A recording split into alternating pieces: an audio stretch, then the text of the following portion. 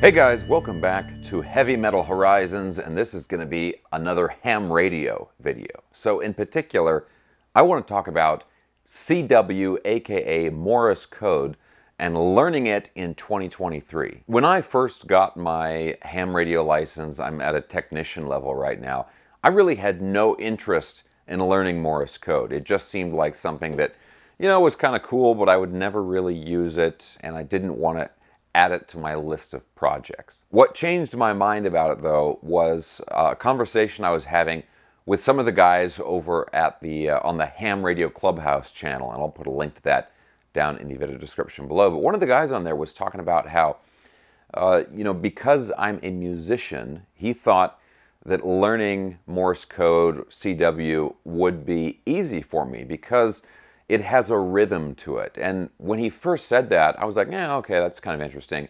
But I didn't really know what he was talking about. But then I spent a little bit more time listening, and then once I was thinking about what he said, it became obvious. There really is a rhythm to it. And I couldn't understand what was being transmitted, but I could hear the rhythm. And that really intrigued me. So after that happened, I decided, okay, let me give this a shot, right? And I should tell you right now, I am by no means really good at this at all, but I have been working on learning it, and I've been making progress. I've been very happy with the progress I've been making. So the main point of this video is that I want to show you guys the equipment that I bought to learn this. And fortunately, I was able to find something that was really affordable. And so this is something I want to tell people about if they want to learn CW, Morse code, but they don't want to spend a whole lot of money because, as we all know, ham radio, it's very easy to spend a lot of money. So I found something here that I want to show you guys, which is actually really affordable and works really, really good. Now I'm going to show you guys a bunch of close-ups of this stuff here because it's very, very small. But I basically got two things here. I'll pull this off. This is just a chunk of metal. This is actually for doing crafts and using punches and that kind of stuff. I just got that because the paddle key that I got has magnets on the bottom to mount it. And one thing, you don't want the key to be moving around when you're using it, right? So with these magnets, you just stick it on a piece of metal, a heavy piece of metal, and it doesn't move around. So the kit that I got here is basically these two pieces. One of them is this paddle key right here, and the other one is this Putakij, or I don't know how you want to pronounce that, Putakij mini CW trainer. For whatever reason, this unit here is kind of difficult to find, so I'll try to put some links for all of this stuff down in the video description below, and if these are sold out or something, I'll put some alternatives down there. But what was really cool about this is I got the whole kit for around $90, less than $100, and that includes the paddle key, which I really, really like. And of course, you can continue to use this paddle key even after you're not using the trainer anymore. Now let me cut to some close-ups here so I can show you guys what this particular CW trainer actually does. But real quick, guys, if you enjoy videos like this, cool ham radio stuff, and here on the Heavy Metal Horizons channel, we also do cars and aviation and various combinations of those things.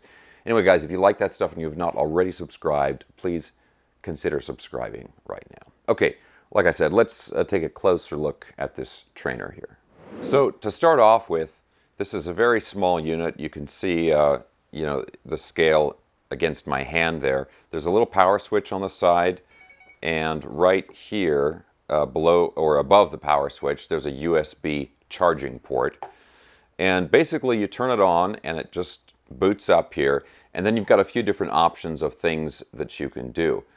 You can do free input, which is typically what I'm doing when I'm practicing.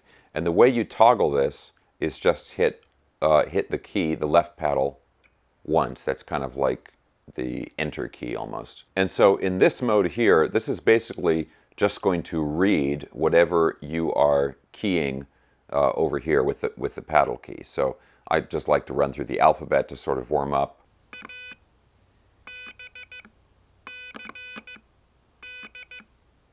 Or I like to practice little phrases.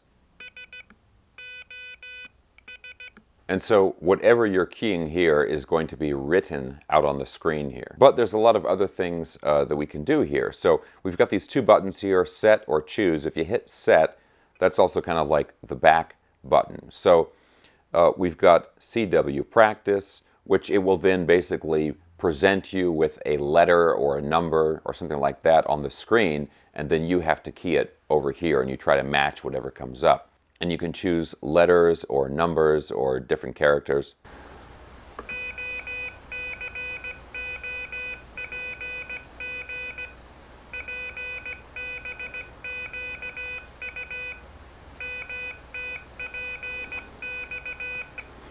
And so there, it's just randomly writing these different letters or characters. So you don't have to do any keying, you just listen to that and get better at reading it and understanding it.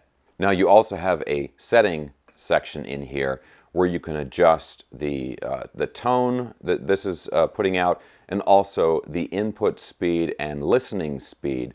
Now I've got it set at 15 words per minute, which is pretty common, for a beginner. Obviously you want to get that up to, I think, at least 20 words per minute later on, and of course some people can do much faster than that. Now you also have a section for key types. So this will work with both straight keys and a variety of paddle type keys. And you just set that in this section here depending on what you have hooked up. Now the other thing with this paddle key here, there's a little switch here which lets you swap the keys. So right now I've got the dots or dits on the left paddle and then my DAs or dashes on the right paddle. But if you have a different preference, you can switch that around just with this button on the key here. And of course, possibly the most important thing, this has a headphone jack over here, so you don't have to bug everyone around you when you're practicing this. Okay, so overall, so far, I've been really happy with this setup for learning stuff. And I told you about, my sort of mount here for the key, and that goes right there. And the only other thing I'm really using is just, the basic sheet with, all of your different codes and dots and dashes and that kind of stuff on here. Now, I know one of the questions that comes up a lot when people are starting out in learning Morse code is whether or not they should use a straight key or a paddle key or some other variation of that. I went with the paddle key because for me to get that exact rhythmic sound that I'm really looking for, I want to almost sound like a machine. And I think the paddle key lets you achieve that a lot more easily. It's in a way, it's a little bit less intuitive, I think, to learn how to use it. Maybe a less natural movement or something like that. But it lets you achieve a much more consistent sounding code. Now, when I was first getting into this, I was looking for a trainer to get and choose, whether or not I'm going to choose a key or, a straight key or a paddle key. I was doing a lot of research, and one of the things that I really discovered, and now after having done some training for a while, I think this is really true, is the way you go about learning this, like sort of the way you think about it when you learn it, right? And I think a common mistake that people make is learning to associate the dits and das or dots and dashes, like thinking about that code and then associating it with the letter.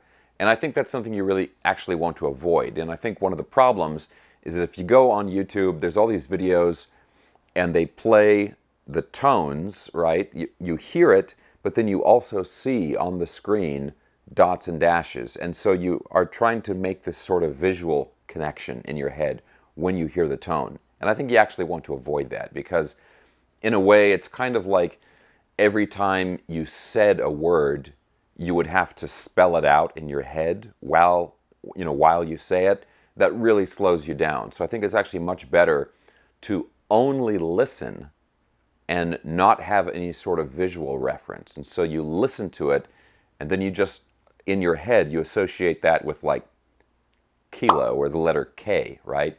You just associate the letter with the sound, and you don't think about the visual of dots and dashes. So when you're doing this training, right, you're just listening to the sound, and then you're trying to replicate that sound by using the key. And then, of course, the same thing when you're listening to it. You're trying to be able to identify that sound with the letter, and you're never really thinking about like actual dots and dashes. So that's something I have discovered while working on this. But guys, I really want to hear from you. I mean, there's always a lot of people who come through in the comments section and give me a lot of advice because I'm still a very new ham. You know, I've been doing it for less than a year.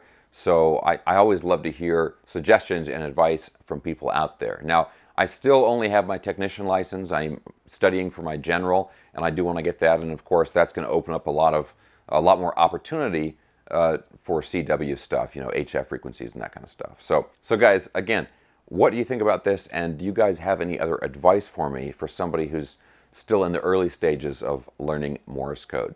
I'm going to put links for everything I was talking about down in the video description below. And guys, I hope you enjoyed this video. I've got a lot more ham radio stuff that's going to be coming out soon. I've got a really good new handheld that I really like, and a VHF amplifier that I want to tell you guys about.